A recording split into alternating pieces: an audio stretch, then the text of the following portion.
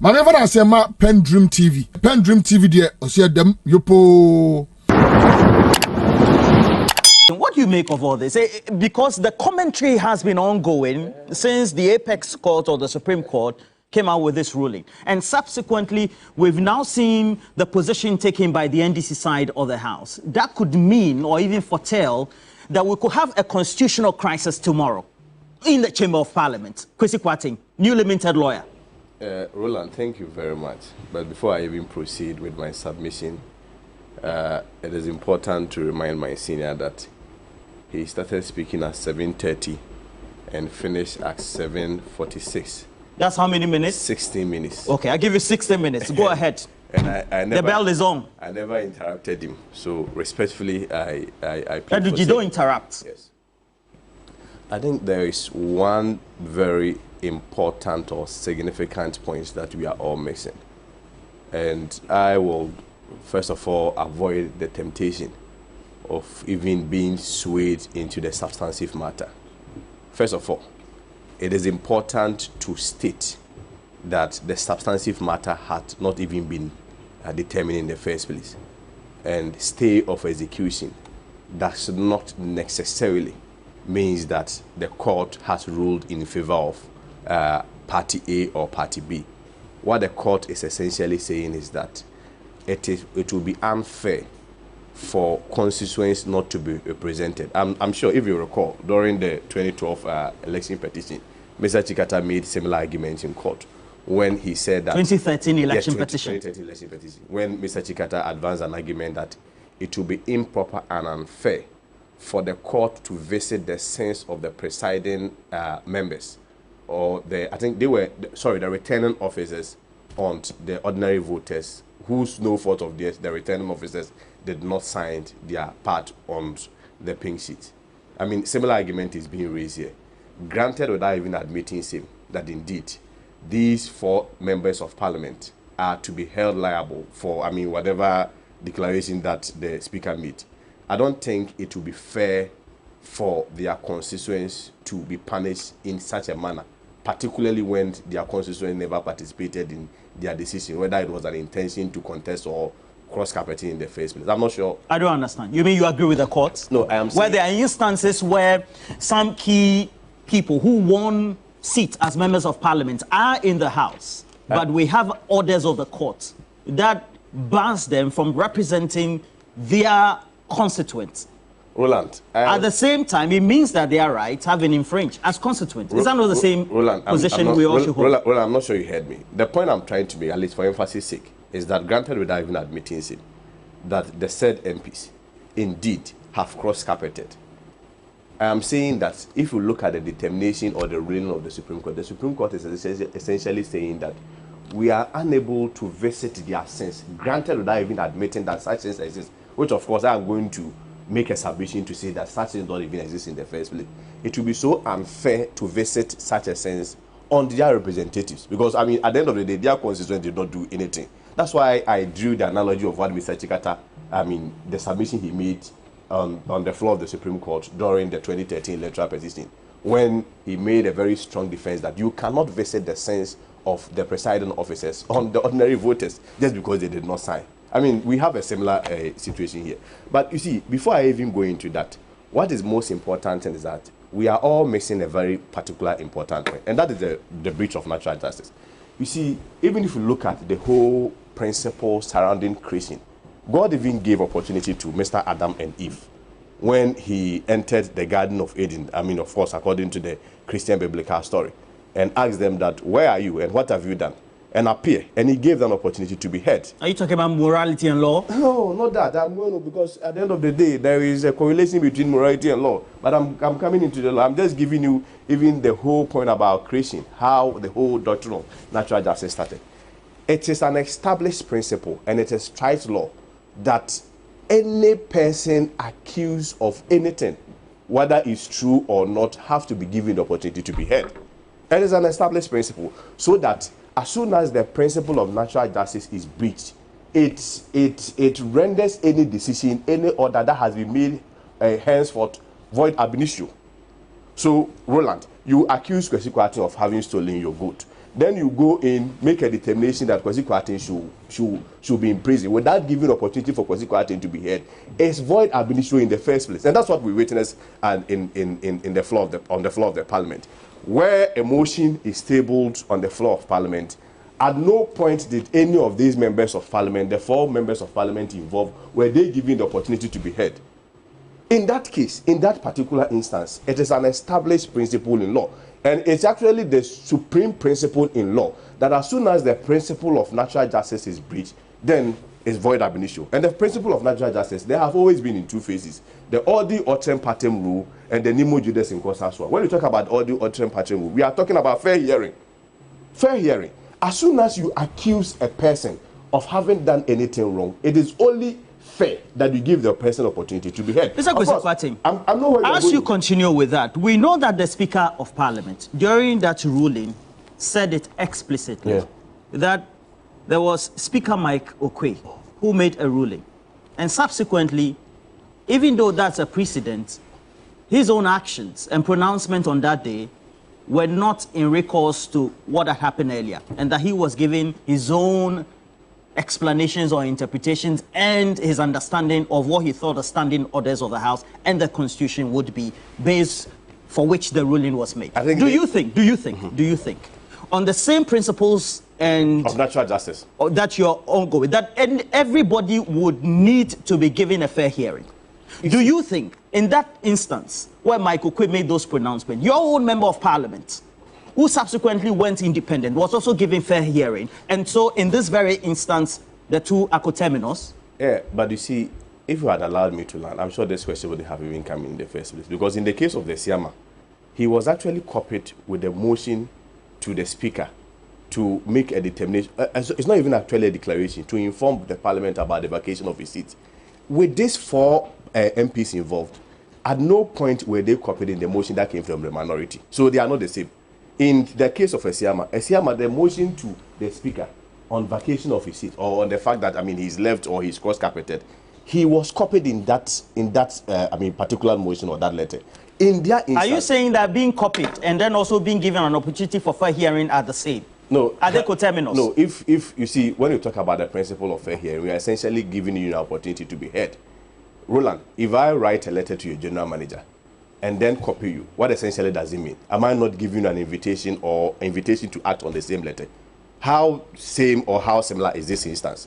Where a motion is tabled, of course, even I want to finish my submission on the natural justice before I even move into whether or not the Speaker even had the powers to make that determination in the first place. But the principle that I'm saying is that if you read the case of course, the court decision in the Republic versus High Court, Accra ex parte, Lai Mensa, the court was very clear, and the Supreme Court said that failure to grant a party an opportunity to be heard is a breach of natural justice, rendering the decision void. So even before we go into whether or not the Supreme Court heard, whether or not it was an executable instrument, whether or not a mistake of execution will stand, the first principle is we have to ask ourselves a very fundamental question. Were those 4 MPs heard? If they were not heard, the decision, the declaration, the order made by the Speaker of Parliament is void ab initio. Where were you expecting them to be heard? Being heard essentially will mean that you give them a reasonable time. I'm saying where? No, it doesn't matter where. Most important thing is that you give them the right opportunity to be heard. It could be on the floor of Parliament. It doesn't matter. It could be, of course, Parliament has their own proceedings. Was Esiama given the same opportunity? That's what I'm saying, that in the case of Esiama, the motion announcing his vacation, or the motion to the Speaker of Parliament to announce his vacation the alleged cross-carpeting, he was informed. In that case, there was an opportunity or an extension of invitation to him to be heard. This never happened, particularly when you want to compare the 2 instances. Of course, even granted without even admitting same, that Esiama was not heard, you cannot necessarily say that because Esiama was not heard, the principle of natural justice should in this particular context also not be adhered to. I'm not sure that's the logic that we are advancing in the end. Again, when you talk about, duty of interpretation, I think that must be distinguished from the Speaker's role. We must state that simplicity, because if you look at the Speaker's role, I am not a member of Parliament. But if you look at our constitutional provision, particularly, if you allow me to read Article 93 of the Constitution of Ghana, I think you have a constitution.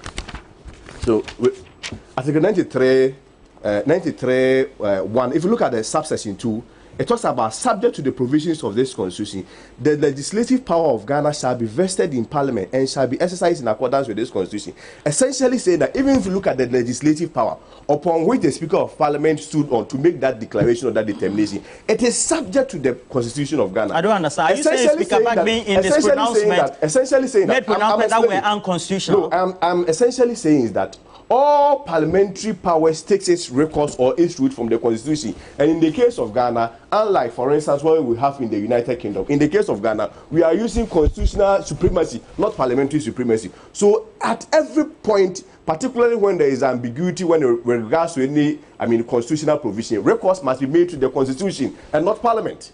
And of course, what is the position of the Constitution when it comes to interpretation? You read Article 2, read Article 132 of the Constitution. It's very explicit and clear. Well, as soon as there is any ambiguity with regards to any provision of the Constitution, that alone is the reserve of the Supreme Court of Ghana. And it has nothing to do with 60 minutes. We can do the calculation.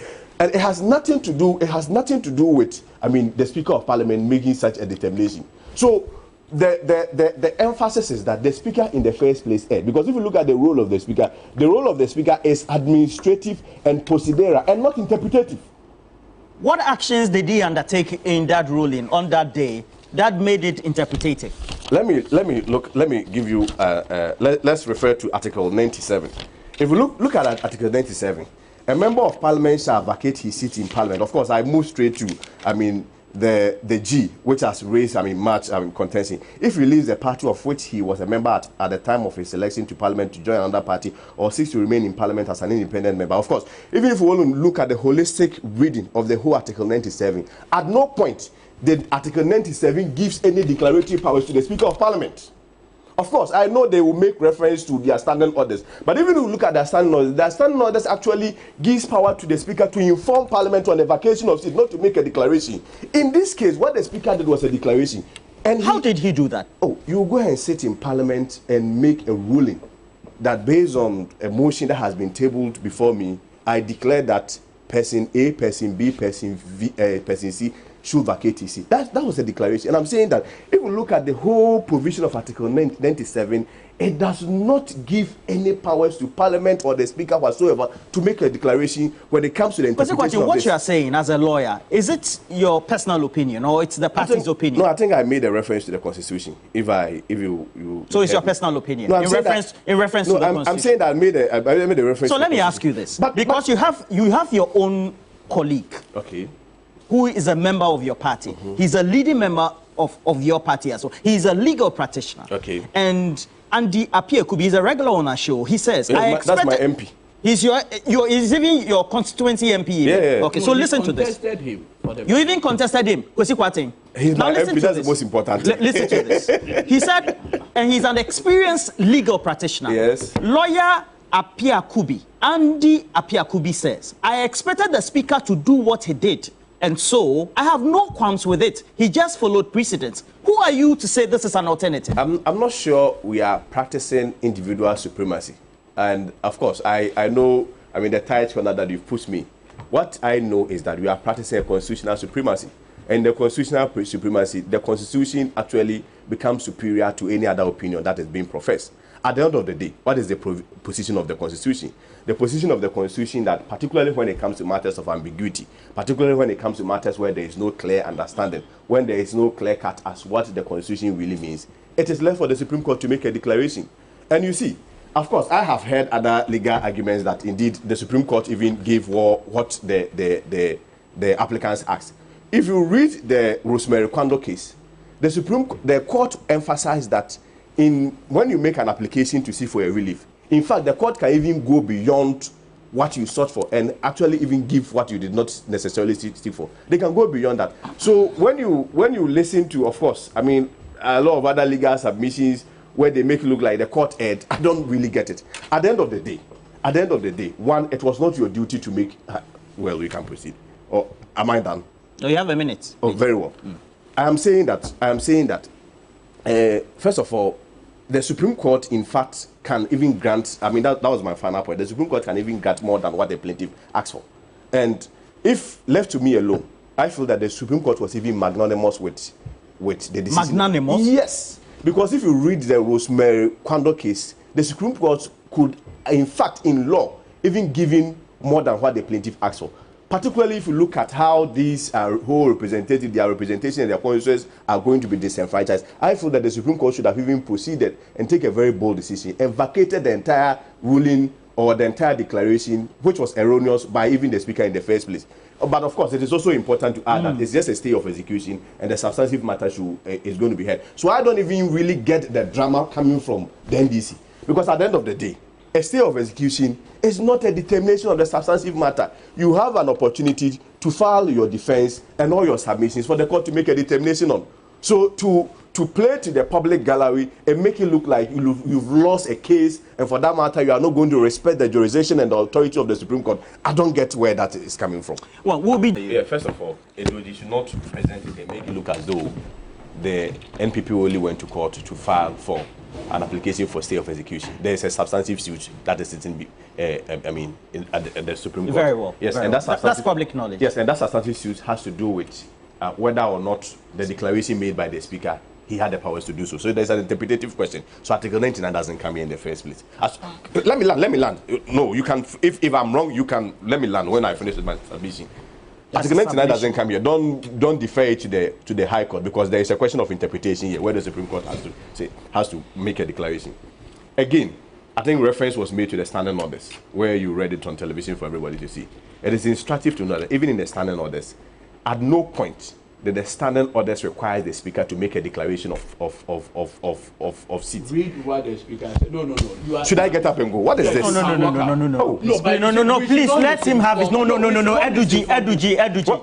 Correct. No, I will not allow you. Stop that. Wait till I talk. When you are talking, you think we are not misinforming people. When we are quoting Article 99, when we are quoting Article 99, misapplying it wrongly, you think we are not misinforming people. What did the Speaker do? What? No, please. Eduji. You are senior. No, Please.